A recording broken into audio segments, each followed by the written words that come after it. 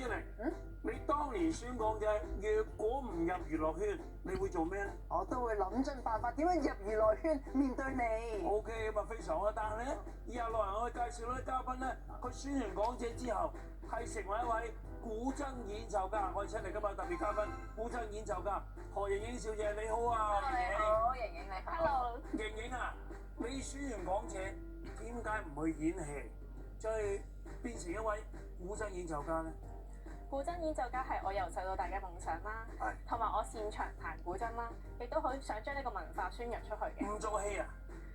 如果可以嘅話，歡迎導演揾我。Hello。係啦，咁你幾時開始咧就學呢個古箏啊？同埋點解啊？我係從10歲開始學嘅。因為電視咧播古箏嘅時候咧，好多時都係啲公主咧彈得好靚啦，仲有屋企亦都會播一啲 CD 咧係一啲傳統嘅古箏音樂啦。咁會好好聽，我覺得。就係咁樣吸引你去學古箏啊？係啊。但係你有冇知道學古箏幾難嘅喎？嗰陣時唔知嘅。但係你覺得冇困難咧？學古箏嗰時候都有困難啊，就係咧會彈到咧啲手指流血啊、起晒枕啊咁樣。但係點樣可以好似你咁樣可以去到呢個嘅演奏家嘅級數，同埋有冇話一啲嘅時數或者特別嘅規格係要求嘅咧？有冇聽過10000小時定律啊？未聽過喎。10000小時定律咧，就係當你一個行業裏邊咧，或者一個專業裏邊咧，可以做到10000小時咧，你就可以成為嗰個行業嘅專家啦。哦，使乜話要啲咩基礎啊？要學啲咩啊？原來先基礎彈古箏變成一個演奏家。或者即係每次表演完都有個記錄，即係自己係幾個小時。係咪有咁樣計數㗎？好多人都唔會咁計，我初都唔會咁計。但係咧，我知道呢個理論之後咧，喺我讀音樂嘅時候，即係我係喺演藝學院嗰度讀古箏專業㗎嘛。咁知道呢個理論嘅時候，我就開始記錄自己嘅時數咯。係。即係每次，例如我練咗1小時或者練咗10分鐘，我都會寫上去。但係如果俾你加入去做呢個即係演奏家，咁係咪啲專家會透過啲咩嘅途徑或者考驗會令到你即係知道你係可以合乎呢個演奏家嘅級別咧？以前咧嗰個年代咧就唔會咁嚴格，但係咧依家咧通常咧做到音樂嘅演奏家咧都係需要有音樂學院嘅學歷嘅。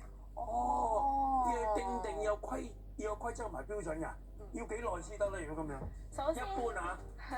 首先，如果讀完 DSE 啦，入去演藝學院啦，或者音樂學院啦，咁就會讀4年嘅 degree 啦，跟住通常讀咗 master 先真係會覺得佢係一個演奏家。仲要讀埋碩士先至成為一個演奏家。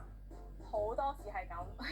我想問啦，你除咗彈古箏之外，仲有冇其他樂器都涉獵㗎？我除咗係古箏嘅表演者之外咧，咁我都係一個豎琴同埋鋼琴嘅導師嚟嘅。豎琴啊，鋼琴啊，豎琴同埋呢一個古箏咧都近，但係鋼琴有啲唔拉楞喎。係喎，即係彈嗰陣時好似唔係嗰個手法嚟㗎喎。係，都比較唔同嘅。不過好彩我係細個學咗鋼琴先嘅，之後再學古箏嘅。係，點解特別喜歡古箏咧？古箏佢個音咧係比較人性化啲嘅，佢可以表現一啲感嘆嘅語氣啊、問號啊、疑問啊，好多嘅情緒都可以透過左手嘅柔韧按滑咧或者震音咧去表達嘅。而豎琴同埋鋼琴咧，佢彈出嚟嘅音咧，佢一個音就係一個音咯，佢唔會話有個音裏邊可以再做一啲嘅變化咯。除咗呢之外咧，佢嘅古箏仲有咩吸引你嘅地方？古箏嘅形態係好靚啦，好有霸氣啦，又好有霸氣啊！你覺得？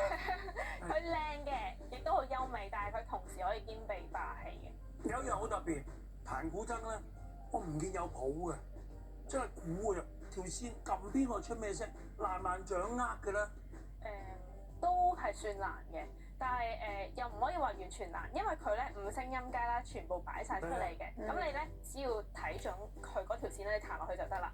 但係難在喺邊度咧？因為佢大指甲啦，佢大指甲咧有個指甲帶咗上去咧，你碰完嗰下咧好容易有雜音。搶啲啲聲出嚟㗎，咁點咧？咁就要透過苦練咧去控制你嘅觸弦嘅瞬間。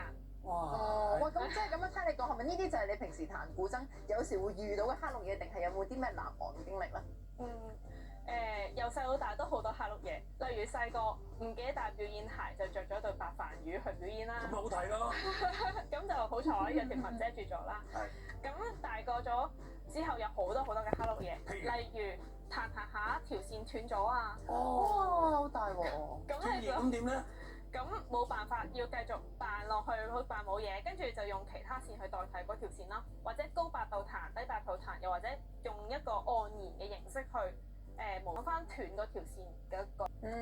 聽眾係聽，如果佢係專就會知道發生咩事。但係一般人完全唔覺嘅。如果佢係冇，如果佢留心嘅話咧，可能會見到啊，啪一聲斷咗，跟住之後我好似有啲姿勢有少少 tune 喎，咁樣咯。咁但係你古箏咧，始終俾人哋感覺有啲成熟嘅感覺嘛。咁你點樣去即係推廣俾啲年輕人咧？首先着嘅衫可以唔好成日着旗袍啊咁樣，可以着下漢服啊、啲晚裝啲牛仔褸啊咁樣去表演都得嘅，同埋又可以彈一啲流行曲啊。動漫歌曲啦，或者同西樂去夾，咁都會令佢增添一啲嘅時尚嘅氣息。彈奏古箏咧，好多時候都高山流水種意境喺度嘅。咁如果你彈動漫啊或者時代曲咧，會唔會嗰個音色同埋嗰個弦樂出嚟嘅感覺格格不入咧？我就覺得唔會嘅，就好似我最近搞咗一場周杰倫嘅專場音樂會啦，係用古箏彈晒周杰倫嘅歌，咁佢嘅歌啦同埋詞咧都係充滿詩情畫意嘅，其實都好有意境咯。只要佢本身個歌曲自己有意境，擠個古箏上去就一模一樣啦。係啊。好啦，你咁中意古箏，你又覺得青年朋友都可以學過古箏，點樣推廣呢種咁嘅古箏文化咧？我創立咗千金古箏表演團啦，咁旗下嗰啲全部都係一就古箏導師，一就已經考咗演奏級或者比賽獲獎無數㗎。咁我都會帶領佢哋四出去表演，去推動古箏文化。嗱，今日呢一場嚟到咧，我想你可唔可以話表達俾我哋觀眾知道乜嘢古箏即係彈奏嘅時候咧，係一啲基礎班、中級嘅，亦有啲演奏級嘅，可唔可以示範一下俾我哋睇啊？當然可以啦。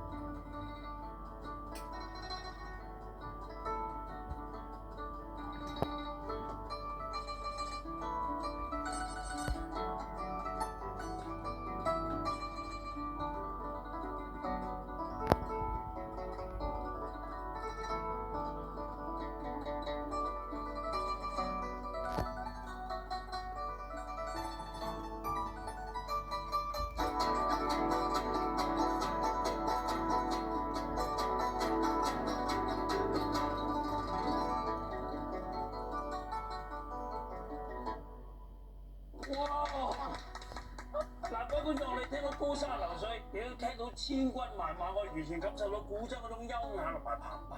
但係咁喎，宋之玲，你唔睇到去邊度揾個譜啊？係啊，點記得晒？音喺邊度啊？啲音喺心裏邊嘅，全部記晒㗎。係。咁多曲譜，咁多曲目，全部記晒。都係㗎。真係演奏家，正演奏家。多謝晒我哋今日呢位古箏演奏家何盈英小姐，盈英，歡迎上嚟演奏俾我哋聽。好啊，多謝。多謝你嚟啊！多謝多謝。